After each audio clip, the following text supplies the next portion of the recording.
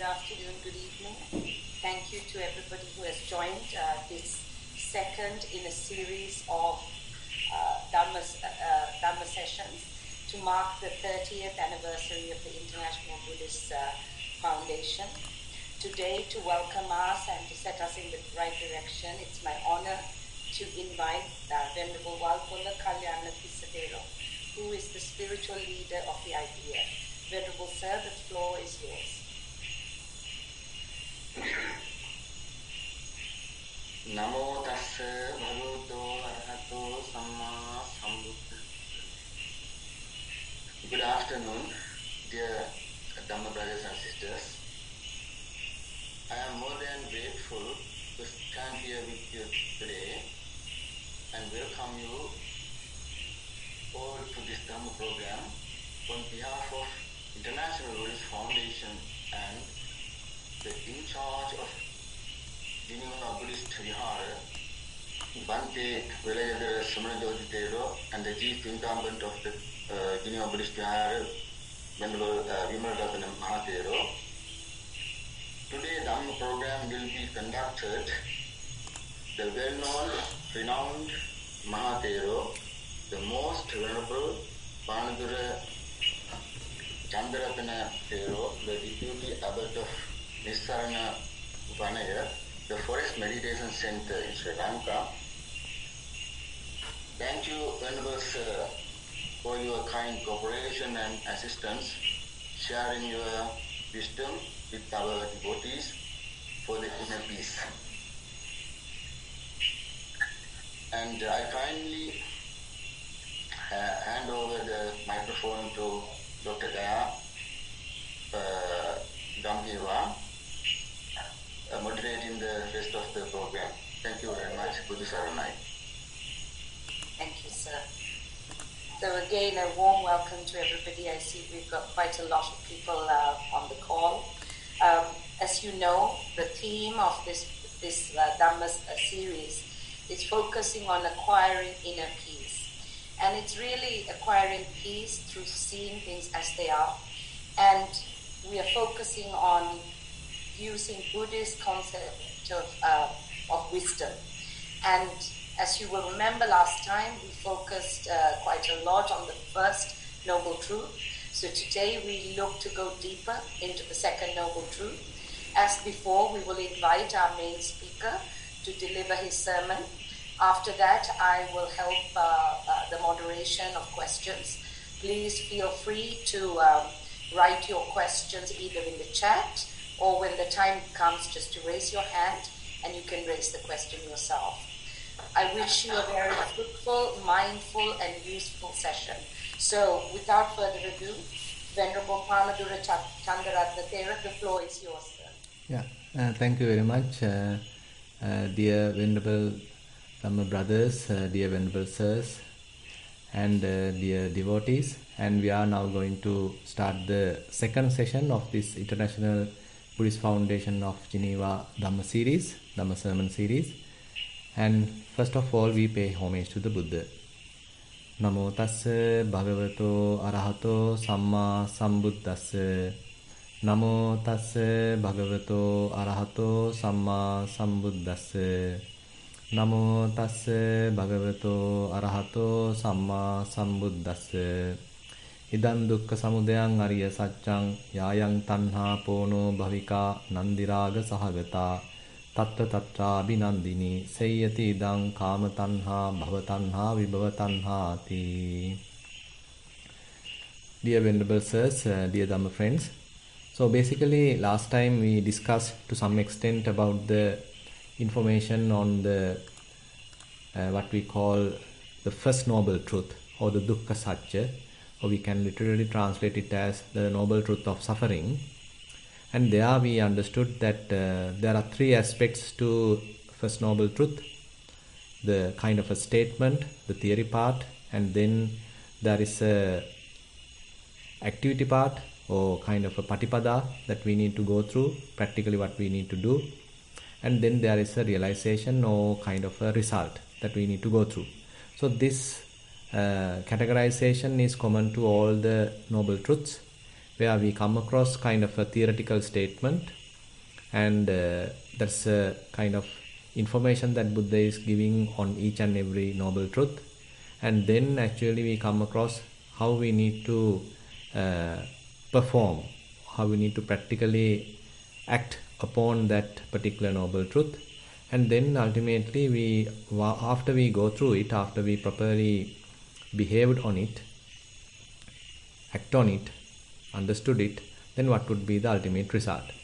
So in terms of the first noble truth, actually we understood that there is suffering. So that is what Buddha how mentioned in the first noble truth, idang dukkhang arya saccang. So there is the noble truth of suffering. And then if we consider the second part, the krutya jnana, sometimes we call it as the patipada, and that is where Buddha mentioned dukkhang arya saccang pariññeyang. So one needs to fully understand this first noble truth. The third categorization or the third activity, third part, third step is that I have understood the first noble truth. That is where dukkhang arya saccang pariññātam. Now, as we discussed last time, so we need to objectively look at this suffering. So there are various ways that we sometimes mention. So I am suffering, I have a headache, I have fever, I went through severe suffering. So likewise we attribute a kind of a person into the picture, but in the stock phrase that Buddha used, there is no I, there is no person, rather looking at suffering objectively. So looking at suffering objectively is one important aspect of the First Noble Truth. So rather than trying to possess the suffering, rather than taking it personally, so we can say we have to look at suffering as it is. There is suffering. And once we understood that there is suffering, okay, we need to properly understand that, properly investigate that. Then only we can ultimately say, okay, I understood it properly. I realized it properly. Now, last time further we discussed actually the First Noble Truth has to be realized in terms of the 5 clinging aggregates, Pancha Upadanaskandha, because in certain suttas Buddha mentioned that Pancha Upadanaskandha is a synonym for Dukkha, is a synonym for suffering. So in other terms, we have to understand 5 clinging aggregates if we are to properly understand the First Noble Truth. So then we have the problem, how are we going to properly understand each and every aggregate, each and every clinging aggregate. So that is where the mindfulness comes to the picture. So in order to properly understand practically the form aggregate, then we have to practice Kayanupassana, where we are trying to investigate the body. We are trying to look at the body properly from a different perspective, rather than looking at it personally, rather than possessing it, rather than claiming it belong to me. Rather, now we take a different approach. We are trying to look at body objectively. So similarly, if we consider the second aggregate, the feeling, Vedana, there also we need to look at objectively. So there is painful feeling, there is pleasurable feeling, there is equanimous feeling. So likewise, that what we have learned as the theoretical statement, so there is suffering, now we have to apply here as well, where there is painful feeling, there is pleasurable feeling, there is equanimous feeling. So we have to have a kind of a distant watch or distant observation, detached observation. Then only we can say, okay, we understood it properly. Otherwise, we are putting so much of our own value judgments, our own likes and dislikes, our own prejudices into the picture, then it won't be proper understanding. So in order to properly understand, as much as possible, we have to have kind of an impartial observation, impartial investigation. So that is why this objective investigation is quite important. So if we look at the third, say, clinging aggregate, that is what we call the sanya, various signs, various perceptions, and all these things again we have to look at objectively. We have to understand objectively without getting entangled with them. So then we can say, okay, to some extent I understood the third aggregate, that is the perception aggregate. Now, actually, we have to look at them in our mind, because even though we use different Pali terms here, this is not something outside. So, what we are talking here is completely within ourselves. All our experience can be properly understood using 5 aggregates. So, therefore, what we are talking here is completely, we can say, belong to us, or completely what we are. 5 aggregates is nothing but we are. So, understanding 5 aggregates is therefore quite significant, and in other terms, we are understanding about ourselves by properly analyzing, properly understanding, investigating. 5 aggregates means that we are understanding our own self. Now, if we consider, say, the perception aggregate, so whenever certain images appear in the mind, say kind of a image, mental image appear in the mind, rather than attributing a person into it, so we need to properly recognize it. So typically what happens is, when a kind of a mental image appear in the mind, we immediately attribute a person to it. We are sort of attaching a person to it, and then we are looking at outside to recognize that person, to associate that person. So likewise, kind of a misunderstanding is going on. But when we properly understand, then we can say, actually I understood it properly. Otherwise, actually we are very much like misunderstanding it. But if we properly understood, then we can say, okay, I understood how it is behaving. What are the properties of these various perceptions? What are the behaviors of these different perceptions? And on the other hand, if we consider the sankhara aggregate or the mental formations aggregate, so various different kinds of thoughts appear in the mind. We unknowingly start to feed them. Actually, we start to provide much food to them. Actually, we are feeding them, we are strengthening them. So very much like now they become solid, and they actually occupy the mind.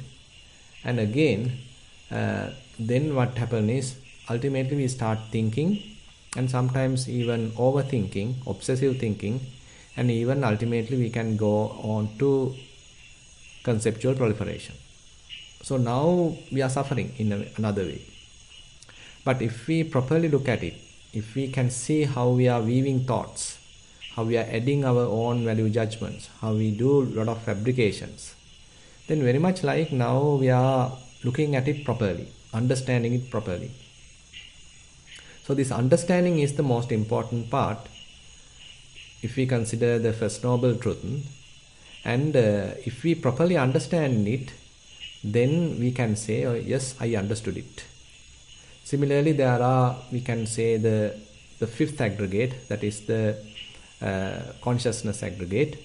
So if we consider the task of the consciousness, say there are different kinds of ways that we can consciously aware.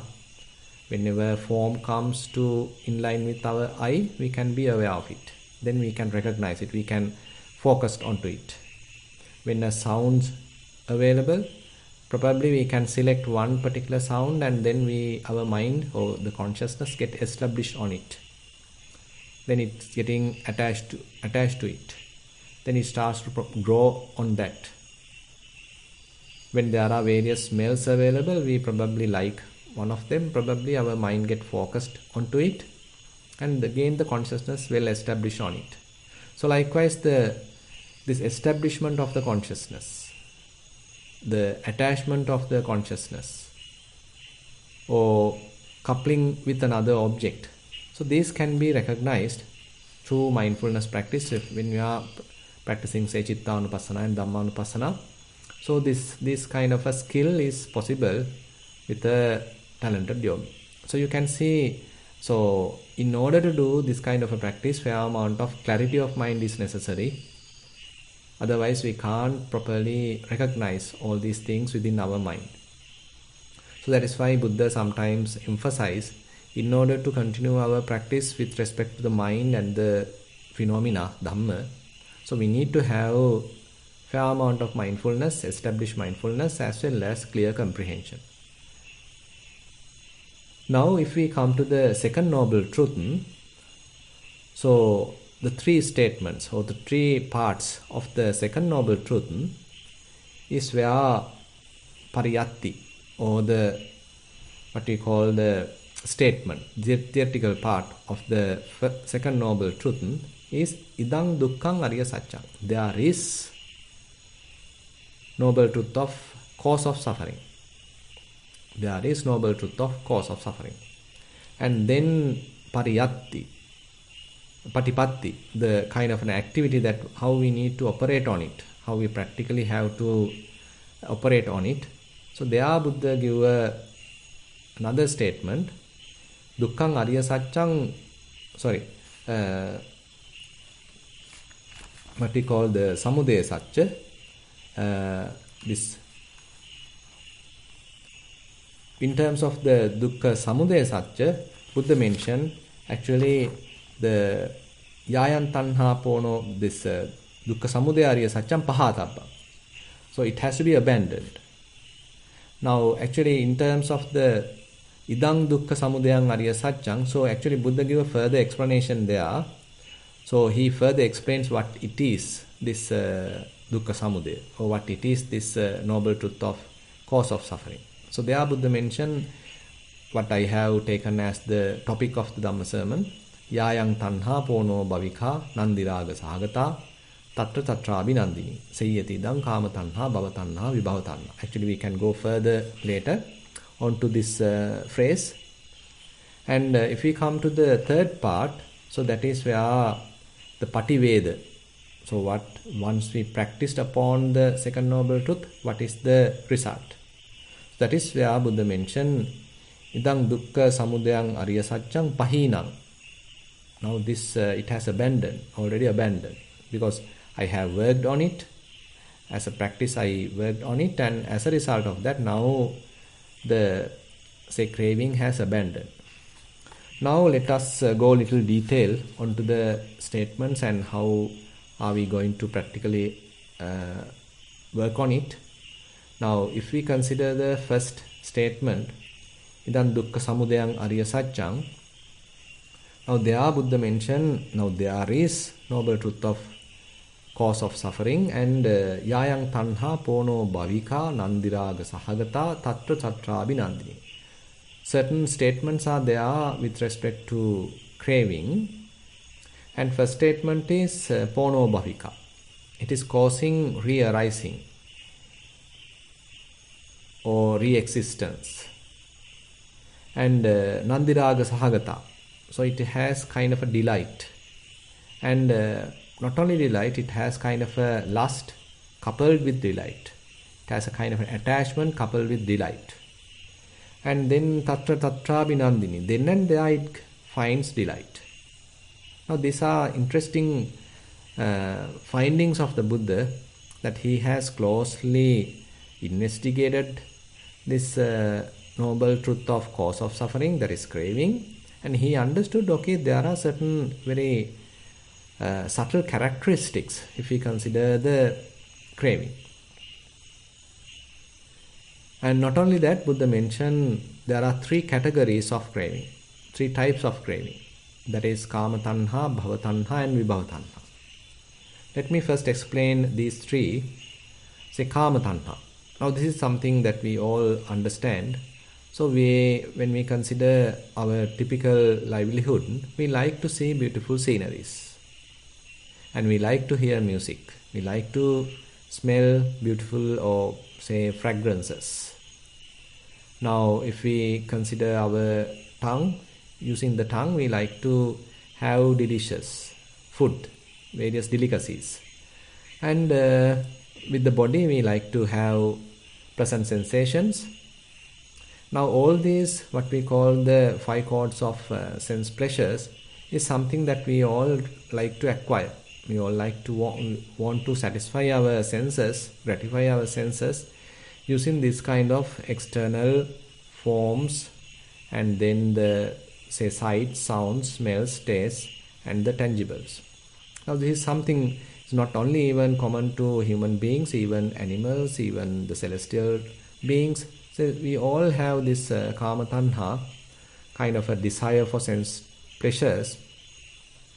As a result of that, our activities are fairly concerned about how to satisfy these senses, how to satisfy my eye, how to satisfy ear, nose, tongue, body. Now, this is one part. So we all have this kind of a desire, and we all can understand, okay, I am operating based on that. Basically, the problem is that we don't take it like that. We are very much like governed by these desires. And looking at desire as desire is something that we are trying to understand. Then only we say, okay, I have a desire to see a picture. I have a desire to look at or hear a music. I have a desire to smell some fragrance.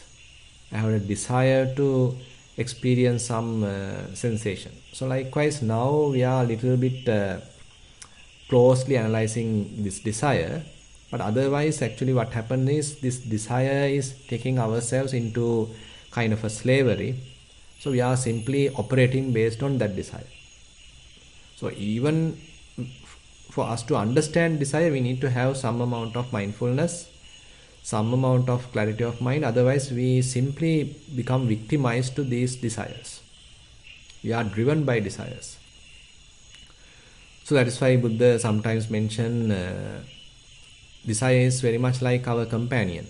That's a very interesting verse available in the Sutta Nipata. Tanha dutiyo puriso diga madhana sansarang itta bhava anyatha bhavang sansarang nati vattati. So Buddha mentioned, so this craving is very much like your partner, very much like your companion. So within this whole sansaric journey, that is what we have accompanied. And because of that, again and again we are coming to the sansara. Again and again we are subjected to this rebecoming process.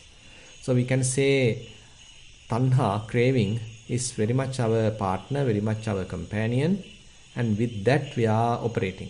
And we are constantly trying to satisfy craving. And whenever craving say, okay, I need something to see, so that through the seeing, through watching, I want to be satisfied. Now I am finding various films, various sceneries to satisfy my eye faculty. Whenever craving say that I want to satisfy my ear, I want to listen to music, okay, I am just operating based on that order, and now I am listening to music. Now suppose whenever what you call this craving indicates us, okay, I want to smell various fragrances, so I am just going after it and trying searching various fragrances, and accordingly I am operating. Whenever craving order me, okay, I need something to taste, now I am acting upon it. Now I am trying to find out various delicacies. Whenever craving order us, okay, I want to satisfy my body, and then I am trying to find out various pleasant feelings, pleasant sensations. So likewise, craving is very much like our companion, our partner, and giving us various orders, and I am simply like a slave. I am simply getting victim of this, victimized to these various orders. So that's why sometimes Buddha mention that the whole world has become kind of a slave to this very tanha.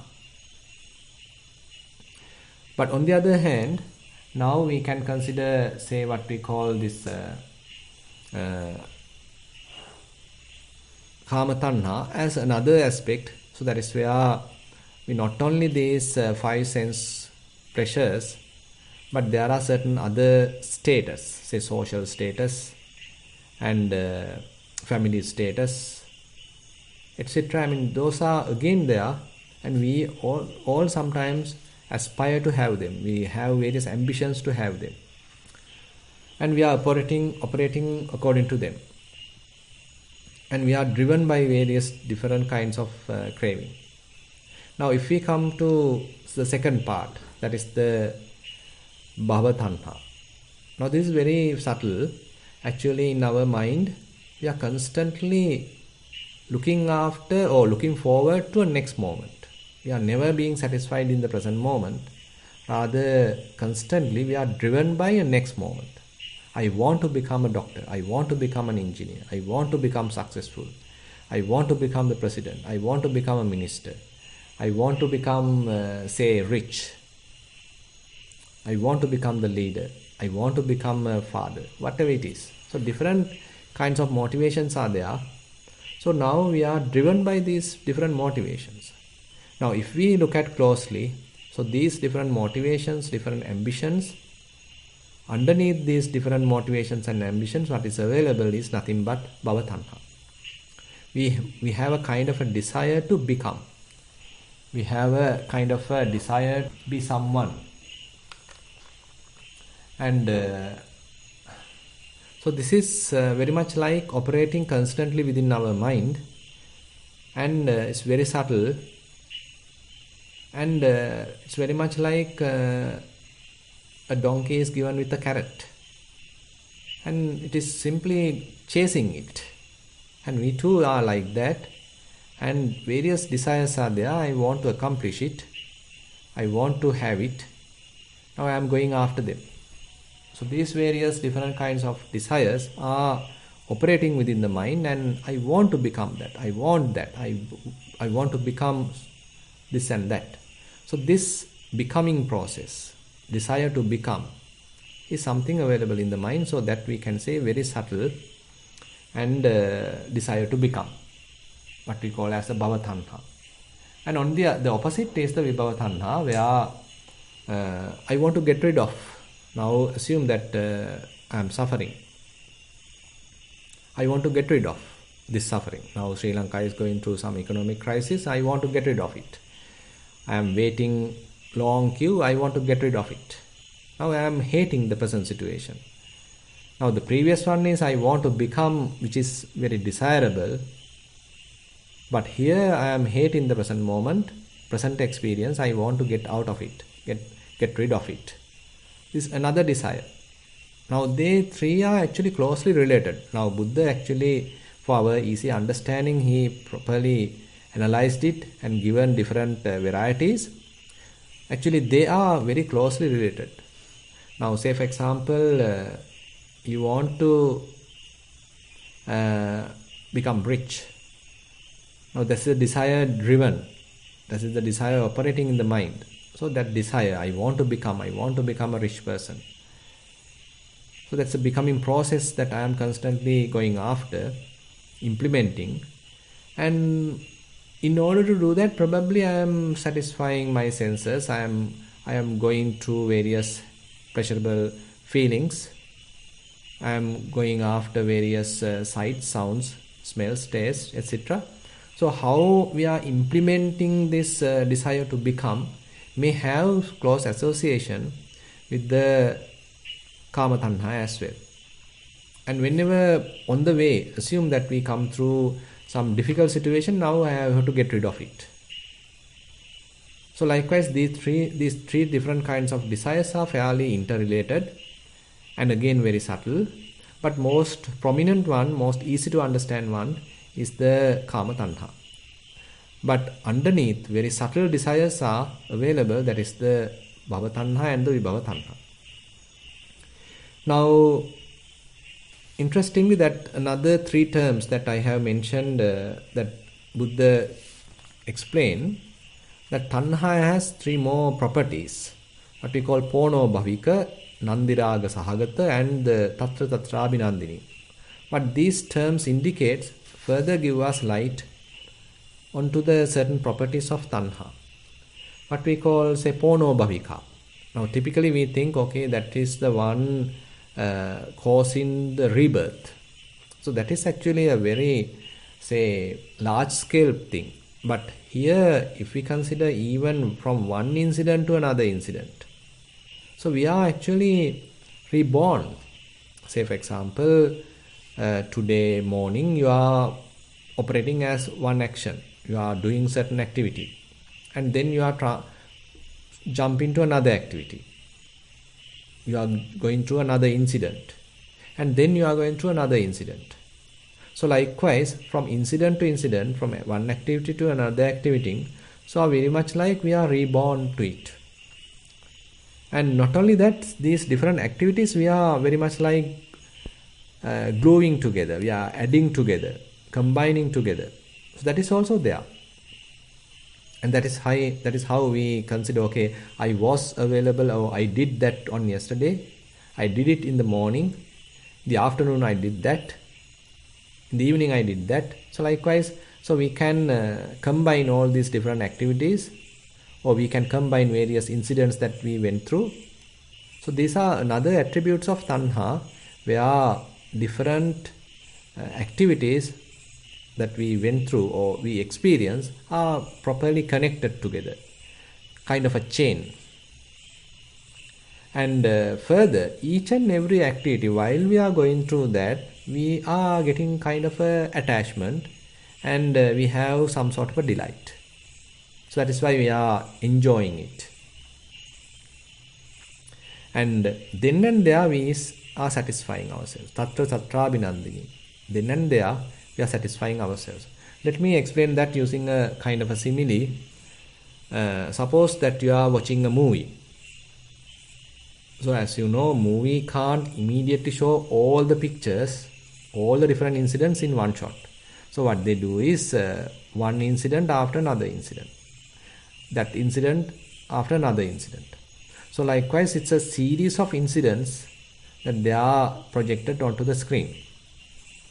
Suppose now one man is there, so he is talking with one person, and so one kind of a conversation is going on, so that incident is over. Then another woman is there, okay, that woman is talking with another subject, that incident is over. And then suppose there are several kids available, now they are talking another thing, and that incident is over. Now when we consider the first incident, so while they are conversing each other, different men are available, now there's a kind of a attachment to that, they are beautiful, and so somehow our mind get attracted to that incident, and we getting delighted with that. And when we are coming to the second incident, there also we have some kind of a delight. Third incident, there also we like to be satisfied, we have a certain attachment. Now how are we combining these three incidents? So that is another part of property of tanha, that is the pono bhavika. So one incident to the other incident, so whenever the first incident is over, now I am reborn to the next incident. When that incident is over, I am reborn into the third incident. So likewise, from incident to incident, from activity to activity, I am getting kind of a rebirth. And each and every activity are combined together. Internally, in our mind, we consider it as a kind of a continuation.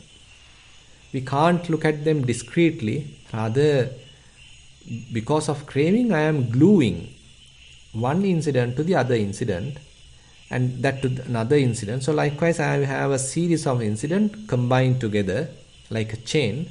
So as a result of that, I have a story in the mind. I am watching a movie.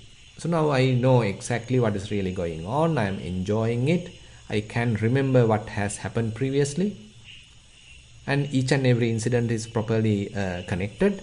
So internally I do all these fabrications, and I have a real desire on that, and again kind of a delight in that.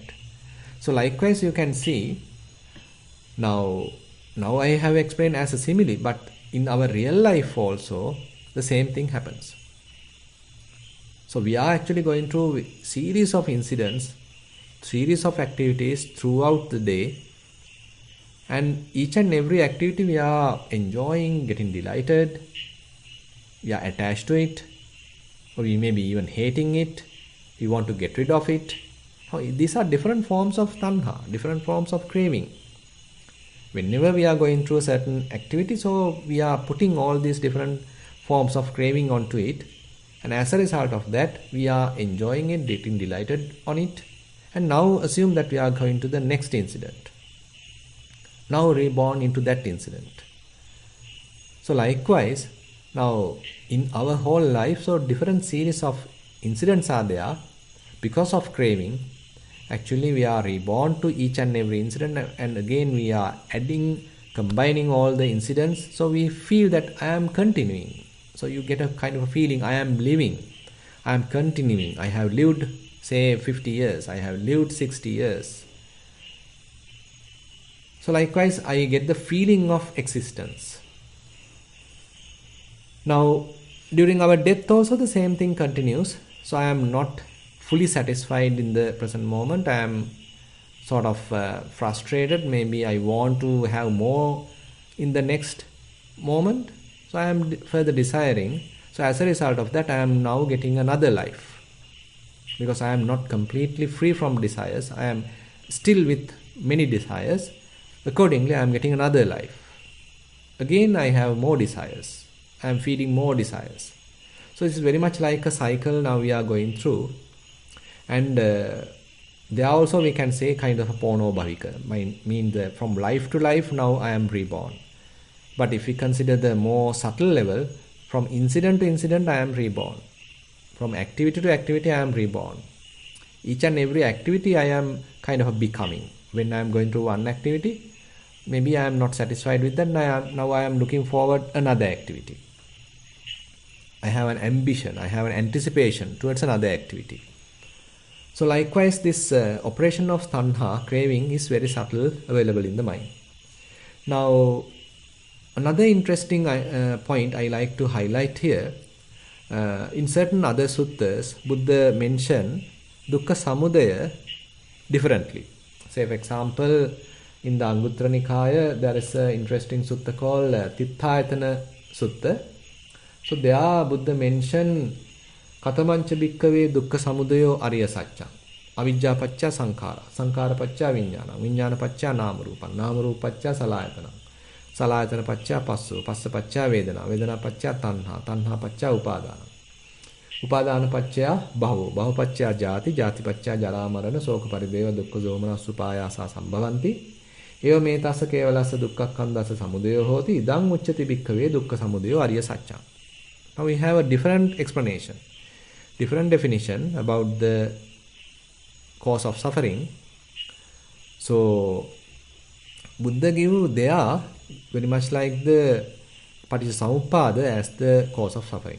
Actually the Samudaya side, the arising side of the Paticcasamuppada is explained as the Dukkha Samudaya, as the cause of suffering. Now if you can remember the Paticcasamuppada, actually ultimate result is suffering. Jatipi dukkha, jarapi dukkha, likewise we heard last time. So what are the different kinds of suffering? And that is available at the last section. Say bhavapacca jati, jatipacca jara marana, soka parideva, dukkha domanasa, upayasa sambandhi. So this is suffering. So the end result, suffering. So the cause is at the beginning.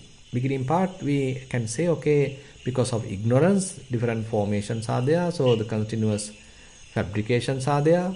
As a result of that, the mind, the what you call this consciousness and name and form, they become quite entangled, coupled together.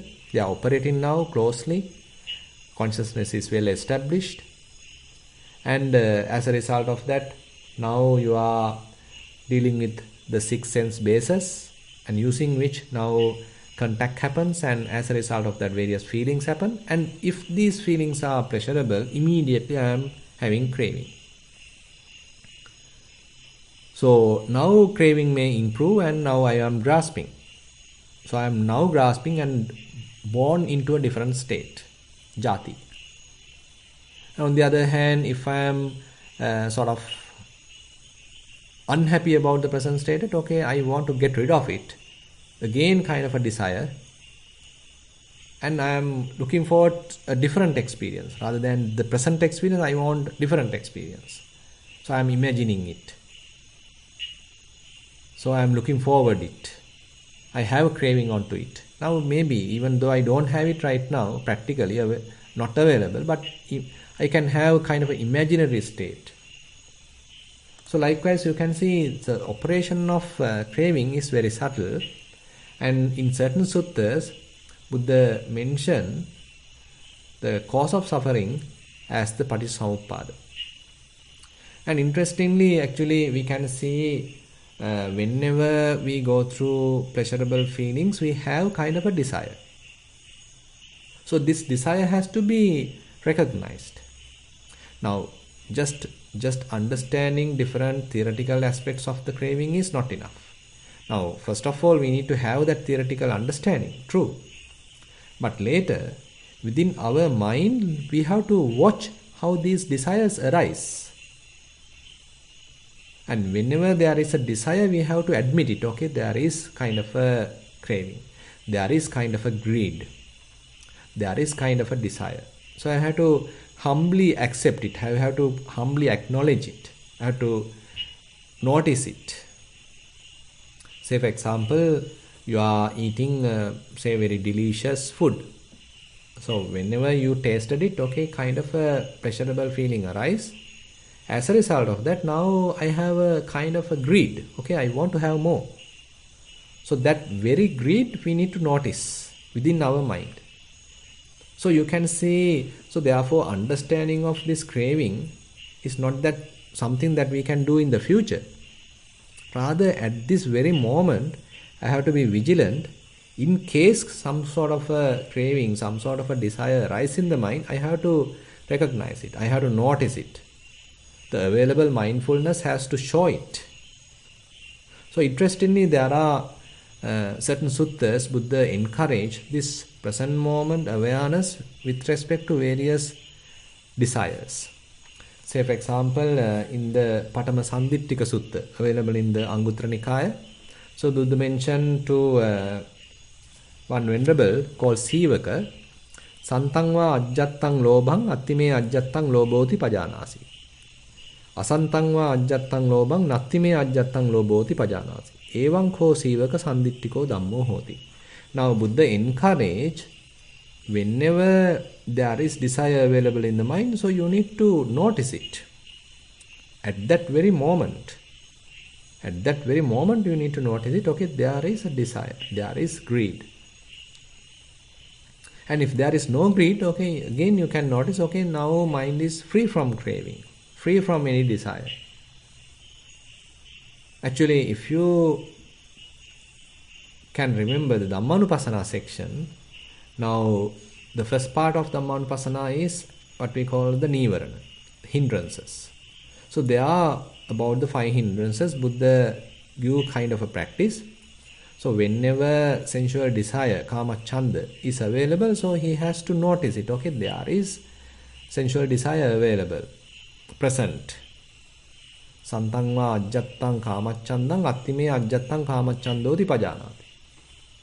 So when there is the presence of sensual desire, so that yogi, that practitioner has to notice it. Mindfully be aware of that presence of the sensual desire.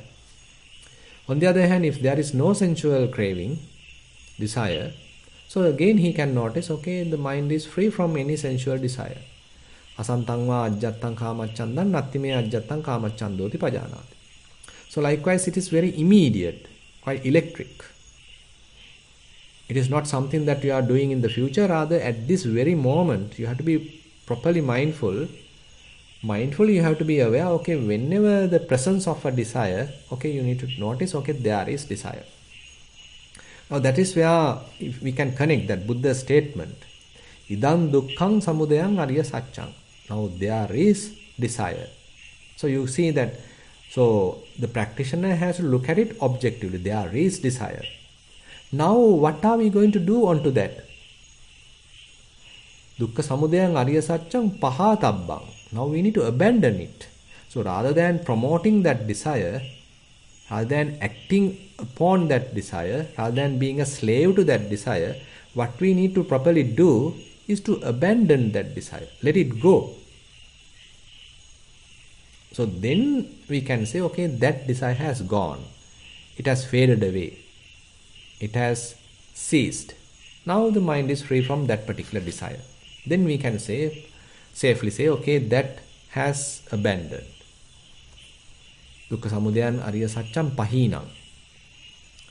Now we need to do this practically. That means we have to be vigilant, we have to be on guard.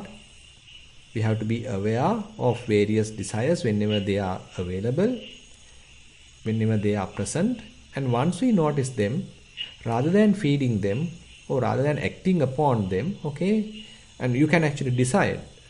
I mean, if it is say, assume that you are pretty hungry and now there's a desire to eat something. Actually, you can decide, I mean, whether I am going to implement it or whether I am not going to implement it. Now, typically we don't do like that. Typically we immediately implement it. Immediately we become a victim of that desire and we are trying to satisfy that desire. But now you have a kind of a choice and you notice that there is a desire available in the mind and assume that it is not something really necessary. You, rather than implementing it, so you simply allowing it to pass away. You are simply letting it go, abandoning it. Now the mind is free from any desire. So likewise, you can say, whenever we are able to recognize, notice availability of any particular desire, so that is very immediate, kind of an immediate practice. And rather than feeding that desire, promoting that desire, now we need to abandon that desire. And once it is abandoned, okay, mind again become calm, quiet, free from any desire. Now, on the other hand, this has to be practically seen, practically implemented. Now, very easy point is that whenever we encounter some pleasurable feelings, you can guard yourself and see, are there any desire as a result of that pleasurable feeling? Because you can remember Vedana Pacchaya Tanha, Tanha Pacchaya Upadana. So because of the pleasurable feelings, there could be kind of a tendency to arise of different greed, desires and cravings. On the other hand, because of the painful feelings, there could be a desire arising, desire to get rid of it. Now, whenever we are encountering different forms of feelings, therefore we can be sort of vigilant whether there are a presence of any form of desire. So at that moment, if we notice any desire, so then we can decide, okay, I am not going to feed it, I am not going to promote it, I am not going to become a slave to it, rather I am simply letting it go, I am abandoning it. So likewise you see, so all these things are very practical. So we need to look at our mind properly. In order to do that, we need to have a fair amount of mindfulness. And again, our mind has to have a fair amount of clarity. And we need to we should have the skill to distinctly recognize these desires. So then only we can say, okay, now there is a sensual desire, now there is a desire to become, etc. I am not telling that every time you need to analyze like this, but at the beginning, I mean, this kind of an analysis helps us to properly understand, and later the abandonment may be quite frequent, or abandonment may be quite easy. And another interesting point is, why are we having this kind of a craving? Why are we having this kind of an attachment? Why these different desires are available? So the answer is available actually in the early stages of the Paticcasamuppada. Avidya Pacchaya Sankhara, Sankhara Pacchaya Vijnana. So likewise Buddha explained, so there is a fair amount of ignorance available in ourselves. So till we have fair amount of ignorance, constantly we do a lot of fabrications. Whatever we encounter through our senses, we do further fabrications. We are adding more and more onto the picture. Now they become more and more attractive. Or the opposite, if we add more to an undesirable thing, okay, then it becomes quite, and we become quite aggressive even. We are hating it. So till we have ignorance, so the attachments, cravings, graspings are possible. Now, on the other hand, we can say, if we are able to have wisdom instead of ignorance, if we have wisdom, then we may very much like minimizing all the fabrications and we then be able to look at it properly, have the proper understanding, seeing things as they truly are. So when we have wisdom, there can't be much of an attachment. There can't be much of craving. So having ignorance is one cause for having more and more desires. Having wisdom is, on the other hand, is a cause to abandon desires. So therefore they are fairly interrelated. So practically, therefore, we need to have thorough understanding about the, say, phenomena, their characteristics, their proper behavior, their universal characteristics like impermanence, unsatisfactoriness, say non-self. If we are able to understand, have such kind of a thorough understanding about these things, then it is not possible to have desires because we understood it properly. The wisdom is now operating instead of the ignorance. So then we can say, okay, the desires are easily abandoned. Various desires are easily let go of. I don't need to push because I quickly understand, okay, there is nothing substantial here. There is no any kind of value here. There is no much importance here. So that understanding is operating within the mind. So the abandonment or the letting go process become quite easy.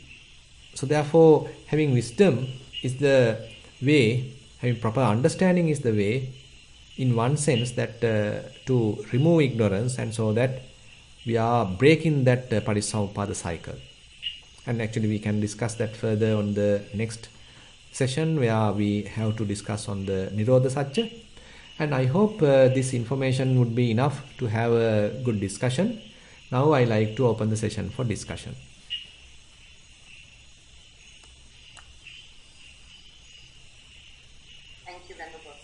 So the floor is open. Anybody who wishes to ask a question, a clarification, share a thought, please raise your hand. I don't see anybody on the chat yet.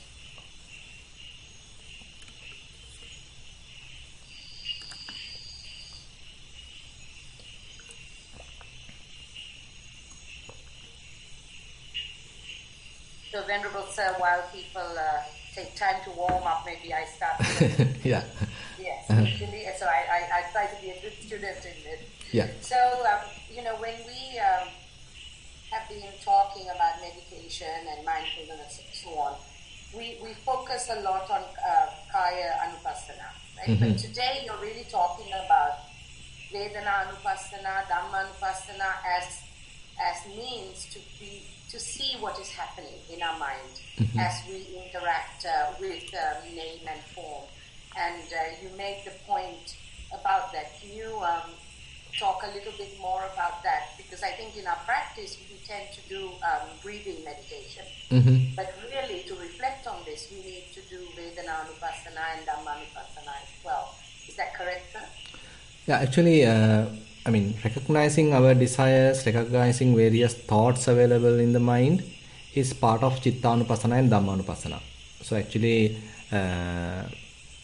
we can't say it is a part of Kayanupassana, because in the Kayanupassana section, we are looking at various bodily activities and various bodily parts and the elements of the body objectively. And that is where, in a way, we are developing the skill to look at something objectively.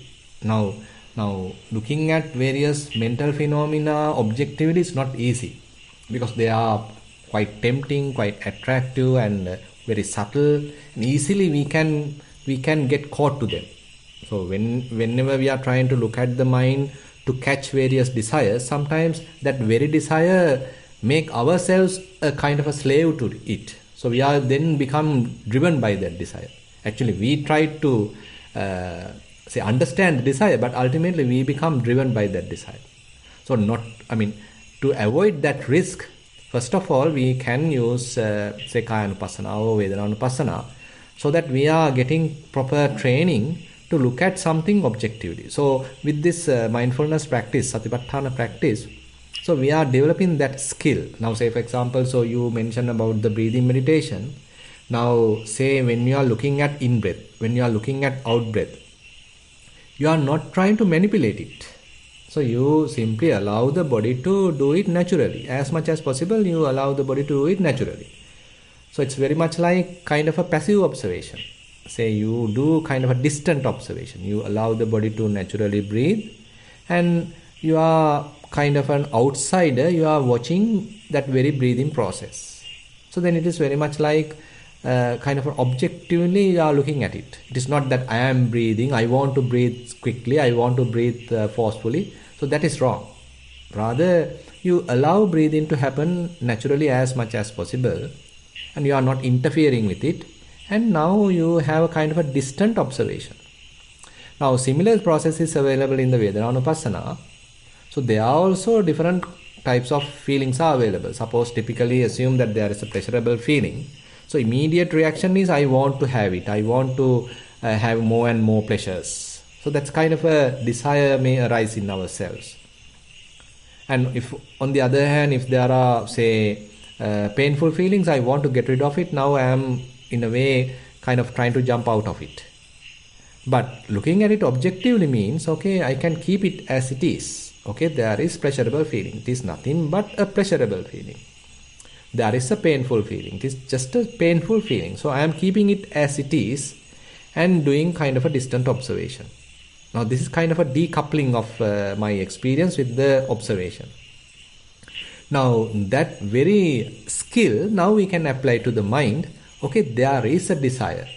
There is craving. There is desire to have a piece of chocolate. Okay, that desire you can look at objectively rather than immediately open the fridge and eat in the chocolate. Now you can look at how this desire arising in the mind. How this desire is, trying to tempt you, trying to sort of trick the mind, or trying to promote that kind of more desires. So likewise, it's a kind of a training that we are going through. So it's very unlikely that one can do it immediately without going through that development of the skill coming through Kayanupassana, Vedananupassana, because the mind is quite tricky, and these desires are also quite temptful, and therefore the possibility of we becoming a victim of that desire is very high. So that is why we have to properly handle it, and that is where actually Buddha give a kind of a warning. So if you are coming to Chittanupassana, very much like you need to have fair amount of mindfulness and fair amount of clear comprehension. So he categorically mentioned that in the Anapanasati Sutta of Majjhima Nikaya, Naham bhikkhave muttassatissa sampajanassa Anapanasati bhavanam vadami. Now there are actually in the Chittanupassana section he highlights that. So if you don't have enough mindfulness, if you don't have enough clear comprehension, it is not, you can't do proper Chittanupassana. Yeah.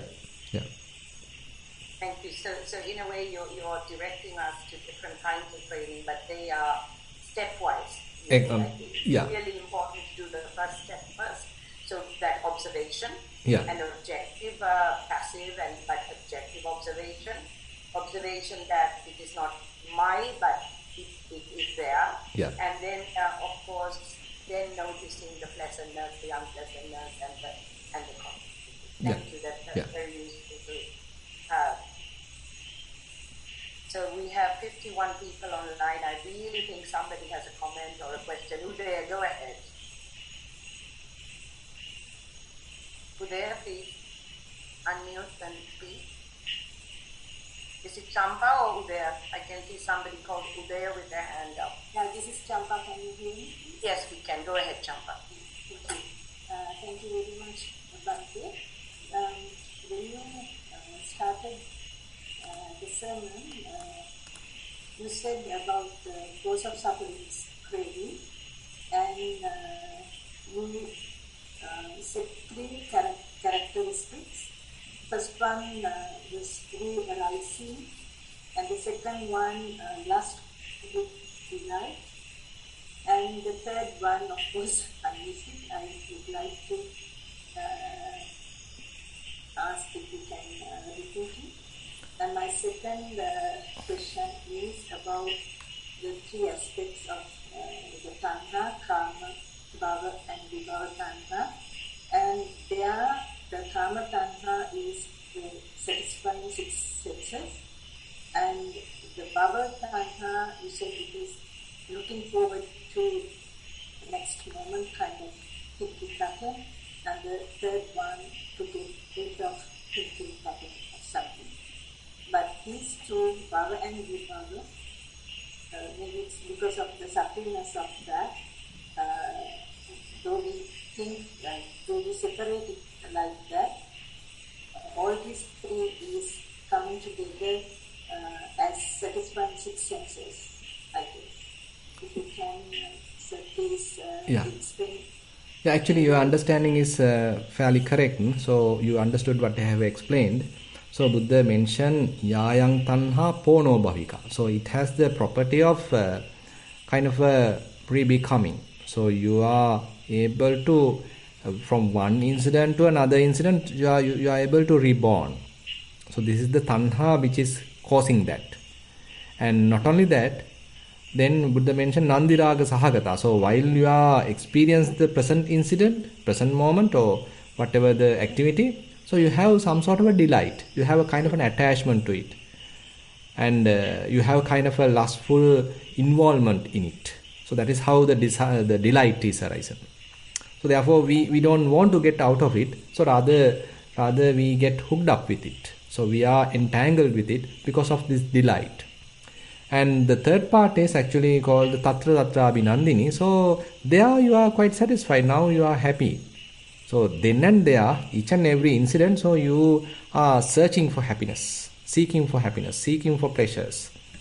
So these are different subtle shades of properties of the desire, of the tanha. And when they are together, working closely together, then we feel kind of a continuation. So I am living, yesterday I lived, today I am living, tomorrow also I am living. So likewise, I feel kind of a continuation. I am a person, I am living, I have different kinds of experiences. So this is how we interpret. But if we go very much through the Yoniso Manasikara, if we go to the deep analysis, so Buddha mentioned, so each and everything happens as a kind of a discrete kind of a process. So each and every discrete activity, so we are again and again reborn. And this rebirth happens because of the craving. And there again we can consider, okay, because of our, say, desire to become, bhava tanha, okay, I may be manipulating this process even. Say, so you are currently in one kind of an activity. Now your mind says, oh, I am not happy about this activity, I want that. So now you are directing your mind onto another direction. And you are anticipating another activity, another incident, another experience. Now you are performing that. So likewise, so we are desire driven very much like. So that's why Buddha sometimes mention tanha daso, uno loko atitto tanha daso. So every time we feel like unsatisfied, even though suppose a rich person, maybe he has a good occupation, he has several vehicles, maybe a lot of properties, lot of valuables are available, but still something is missing.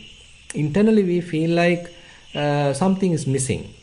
So internally not 100% satisfied, 100% fulfilled. Something is missing always. So that is why Buddha mentioned uno, loko atitto, and very much like unsatisfied, not fulfilled, tanha daso. And we are very much like slaves to the craving. So craving is very much like giving different kinds of orders to us, and we are simply performing them according to those orders. So when we are looking at it properly, then we can honestly understand, humbly understand how we are behaving like that. Yeah.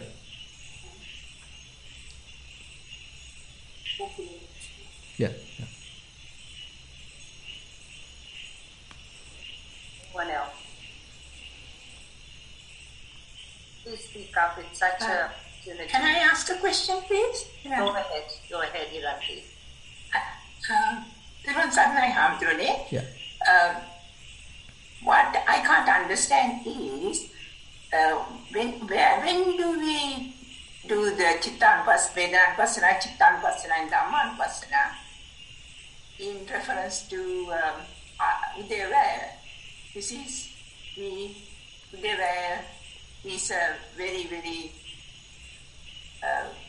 important aspect of the way we manage, how we perceive and how we get rid of all these things, isn't it? Yeah. Did I make the question clear? Yeah, actually, basically, that is where we are trying to understand the things properly, to have that proper understanding. Now,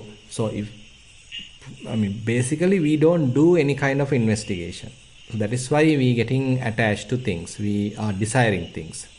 But the Satipatthana practice help us to do this proper investigation. As you mentioned, Samudaya Anupassi, say, and then the Nirodha Anupassi. So likewise, say Samudaya Dhamma Anupassi va kayasmin viharati, Vaya Dhamma Anupassi va kayasmin viharati, Samudaya Dhamma Anupassi va vedanasu viharati, Vaya Dhamma Anupassi va vedanasu viharati. So likewise, so we do this proper investigation. As a result of that, we understand, okay, they are subjected to arise.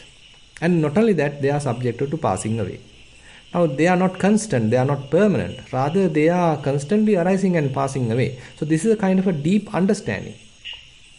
So, we understand their inconstant nature, impermanent nature. And as a result of that, we understand, okay, how can I have lasting happiness from this? How can I have kind of satisfaction from it? So, then I have developing some sort of a detachment. Kind of a dispassion arise. So instead of craving, instead of passion, now the mind has kind of a dispassion.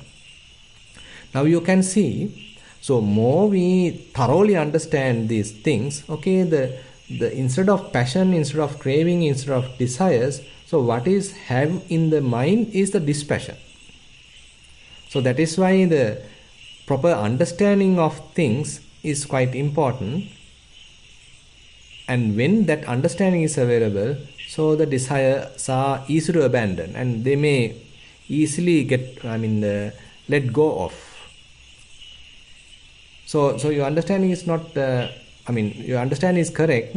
So more we thoroughly practice, say, Satipatthana and see things as they truly are, their proper nature, different universal characteristics, so then naturally, so these desires can't invade the mind. So these desires can't operate very much in the mind because we have a fair amount of wisdom available in the mind instead of ignorance. Isn't it? Yes. So you are going further, analyzing rather than we think stopping at Vedananupasana and Chittanupasana. Is that right? No, it may naturally happen. Actually, it is not that we are now, say for example, if you consider the school grading system, okay, you spend 1 year in say one level, next you go to the next level, and next year you are going to the third level. So we can't have that kind of a schedule in the meditation. Say, suppose you are doing 1 year Kayanupassana, another year Vedananupassana, another year Chittanupassana. You can't do like that. So rather, when you practice Kayanupassana, at one stage you may naturally shift towards maybe Vedananupassana. Sometimes even without Vedananupassana, you may shift to Chittanupassana. It may happen naturally. It depends on the yogis. So now probably you are, naturally explaining, okay, while I am walking, I observed various, say, characteristics, etc. But now naturally I looked at my mind. Okay, various desires were there. But I didn't promote them. Now they have gone. So now actually you have practiced a amount of Chittanupassana in that sense.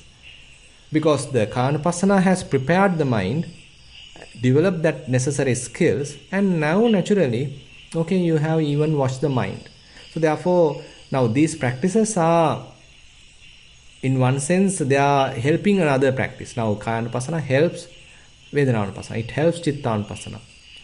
They are interrelated very much like. And you can do kind of all types of practices when you are fairly familiar with all four. And within one session, probably your mind may get on to different practices. suppose that first few minutes you are doing Kayanupassana, and when the skill is developing, okay, now you start to watch the mind. Probably you have noticed particular desire. And rather than feeding it, okay, now you slowly abandon it. Again, now mind becomes kind of calm. So we are in Satipatthana, but at different levels. Also, depending on the different instances, then you begin to adopt it to accordingly, I presume. That's also, yeah, that is also possible. Now, say for example, when your mind is fairly equipped with, say, mindfulness and clear comprehension, you can even immediately watch the mind. You don't need to, go back to Kayanupassana and do sort of preliminaries, because you already have the developed skills. Now suppose you are driving the car. Now you are at the road, on the road. Now suppose that you feel little anxious or nervous. Now you can simply watch the mind, because different emotions are available. Now you can simply notice them.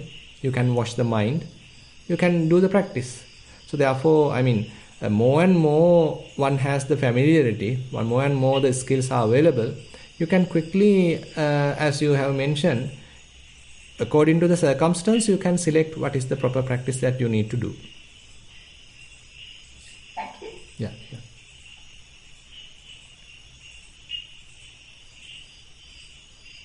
We have 20 minutes more. Please, I invite friends to speak up.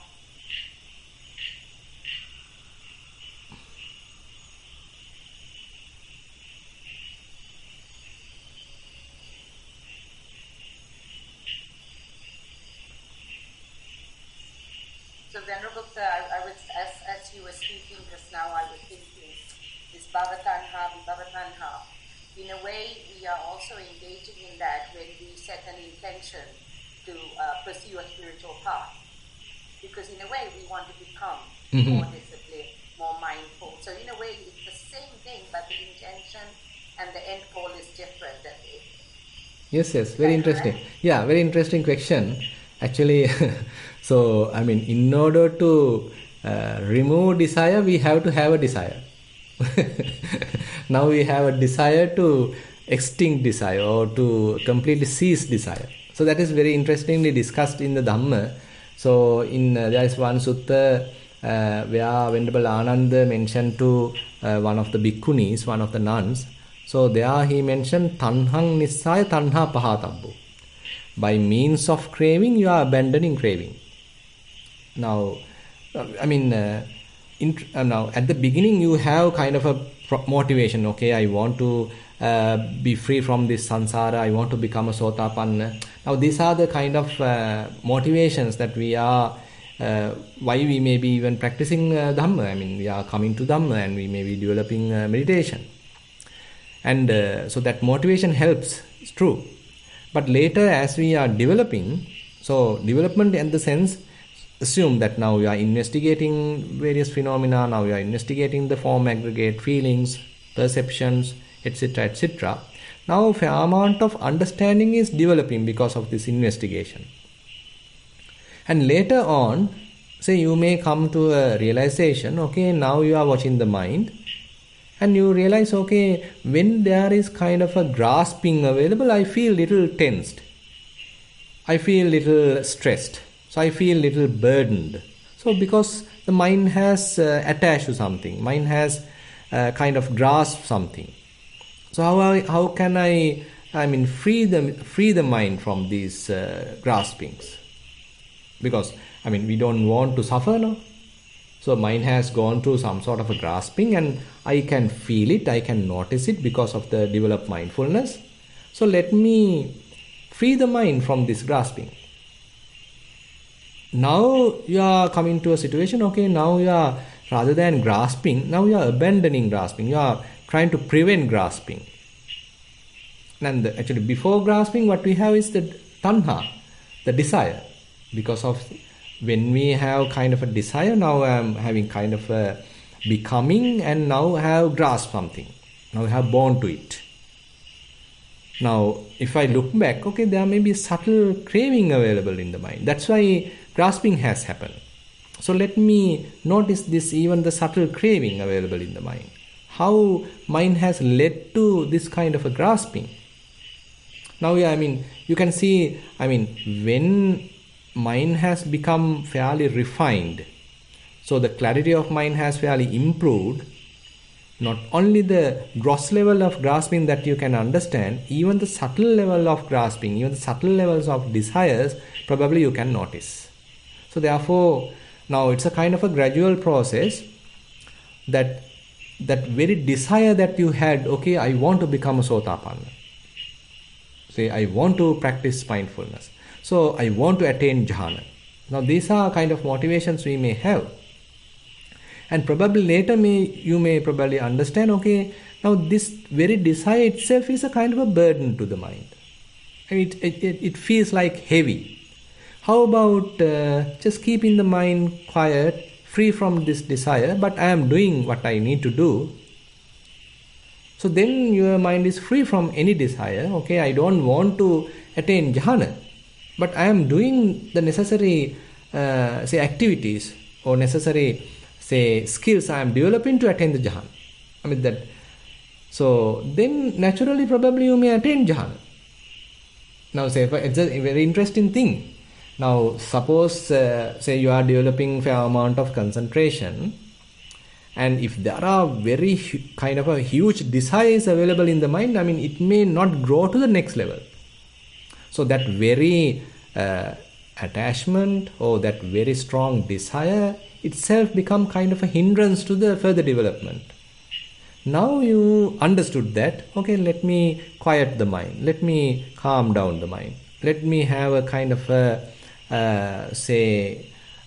release mind, or let me have a kind of a mind which is quite tranquil. And now you are keeping your mind tranquil and with a certain object, okay, you are again and again concentrating onto that. At a given moment, probably you get absorbed to that, maybe in a jhana. But on the other hand, if you consider the vipassana, okay, you are investigating certain phenomena, and because of that investigation, fair amount of wisdom is developing at a given moment. So when enough wisdom is available, at that very moment, probably mind lets go of the whole thing, and mind feels some sort of a freedom. So likewise, as you properly mentioned, so initially certainly that we probably need to have that kind of an ambition, kind of a desire, okay, I want to be free from samsara, I want to develop these necessary spiritual qualities, etc., etc. But later, slowly it may evolve, that our desires, our ambitions may evolve with the practice.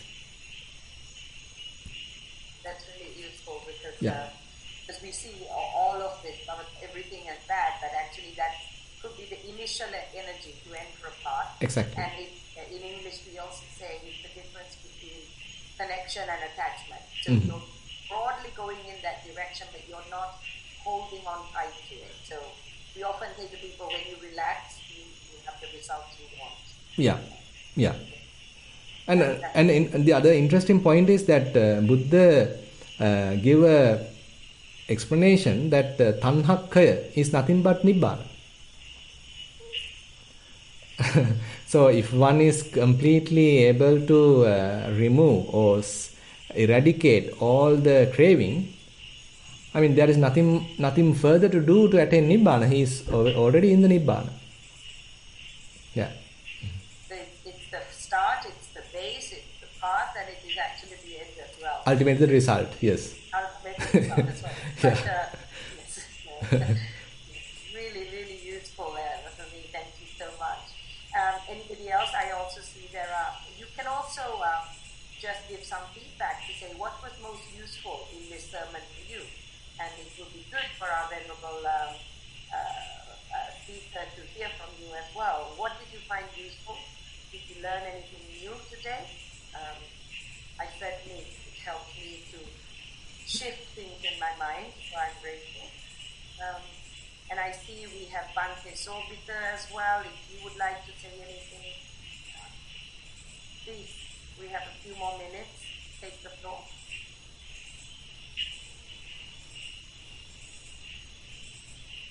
people are reflecting, sir, I think.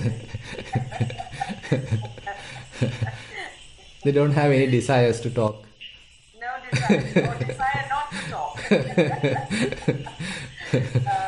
So I think this is, Champa has asked, with clarity of mind, can it be thoughtless? You mean without thought? Champa, is that what you mean? It can be also, because now say, now mind is something very interesting where, you can have kind of a awareness, conscious awareness available, but thoughts is not an essential part of that conscious awareness. So thoughts are something that we are maybe fabricating unnecessarily and feel like, okay, I feel burdened, your mind is occupied with so much of thoughts. So at that moment, assume that you establish mindfulness and you are able to look back your mind, and now assume that you are, rather than feeding these thoughts, now you properly understand how they are behaving. Okay, one thought appear and then it disappear, another thought appear, then another disappear.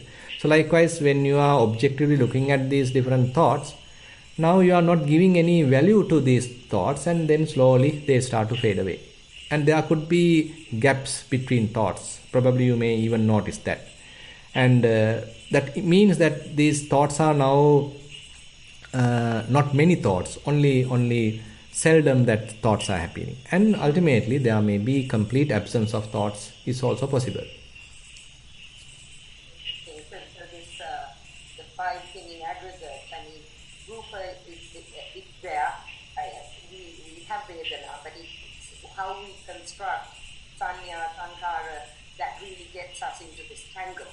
Mm-hmm. Because we are putting all the activity in it. Yeah. So, yes. So thoughtless in English means that you don't care, but what you mean is no thoughts. Okay. Yeah.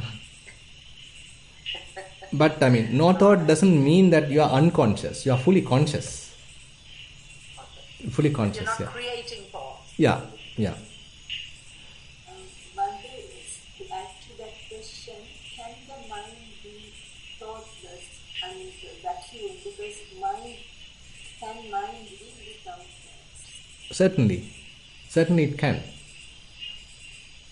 So that's why thinking is not an essential part of the mind.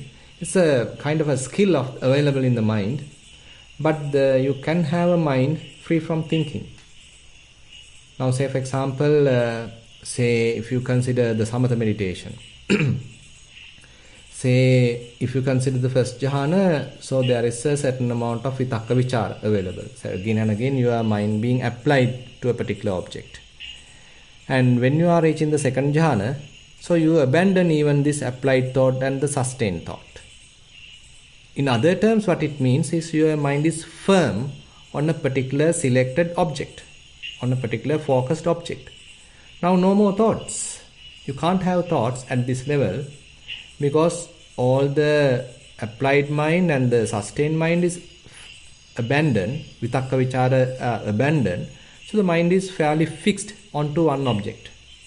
So this is actually I have explained using the samatha practice.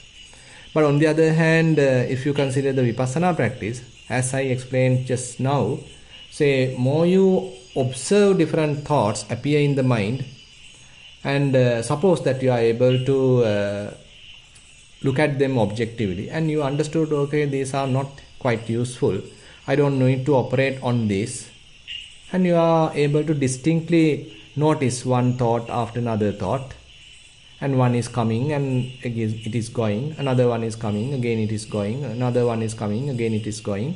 Now you are dispassionately looking at it. Now if we are not feeding them, so they quickly go away. So we are the ones typically feeding these thoughts. But if you are not feeding them, they quickly fade away, quickly go away. Now you feel quite relaxed because not too much thinking, thoughts appear seldom, and there may be even gaps between thoughts. One thought came and it gone, and there is no thought for 1 minute. Now another thought came and it has also gone. There is no thoughts for another minute.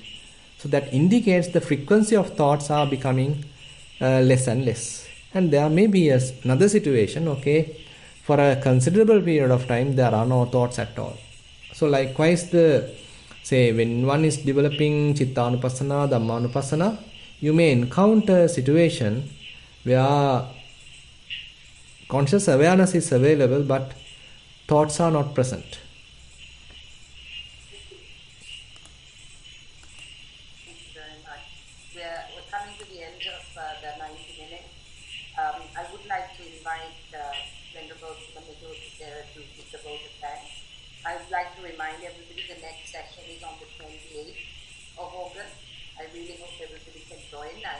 For me, I'm finding this extremely useful, and to do it together, 50 of us together, this is also a blessing that we can come together and we can learn from the Venerable teachers, but also hear from each other. So Venerable Chandaratana, thank you so much. Thank you is not a word in Buddhism, but in English it is. I suppose what I'm trying to do is extend gratitude, not to say thank you, for helping us on this path. Venerable Sumanajoti Thero, would you like to say a few words?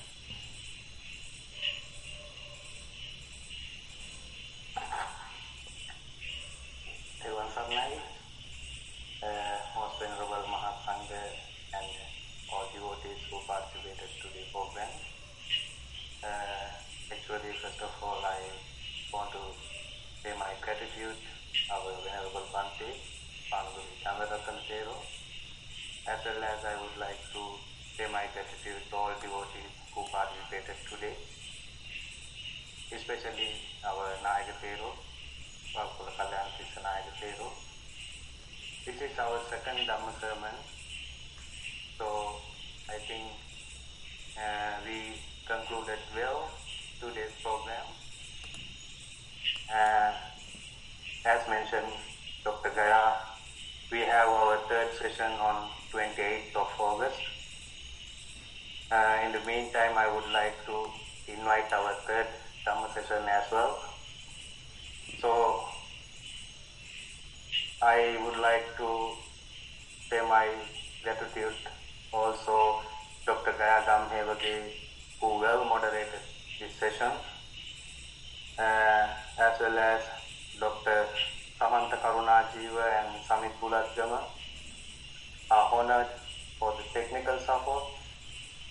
Finally, I am very thankful to Council of Devotees of IBF and all devotees of IBF itself. So we can wind up our session. Thank you very much, Venerable Mahasangha and all devotees who made this opportunity wonderful. Thank you. Venerable Sumanajoti Thero, the recording will be made on the available on the website, I think, if people are. Yeah. Yes, so the recording of all the sessions will be on the website. And can we have the website, please? Can we have the name of the website? Yeah, so International Buddhist Foundation. We can search or browse in the website IBF Geneva. Thank you. Okay. So to the Venerable Speaker, thank you so much. I think Samantha Matya can send or put on the chat box. Yes, there it is, everybody. It's there. Okay. So, thank you, Champa. And so, the Venerable Speaker, we look forward to seeing you next time and wishing you good health and spiritual growth in the meantime. We will end today's session.